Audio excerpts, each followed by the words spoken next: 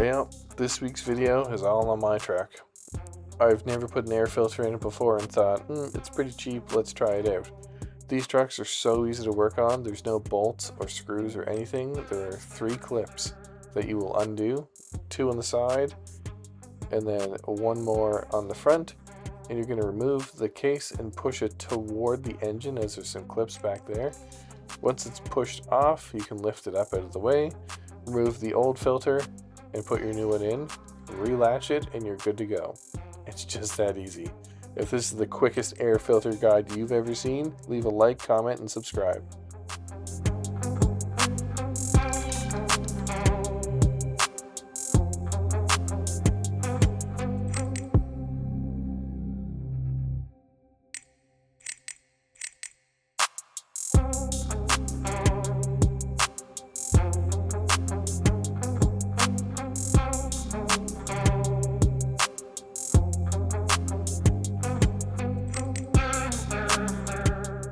Thanks for watching my TED Talk on why these trucks are so easy to work on. I'll see you next week.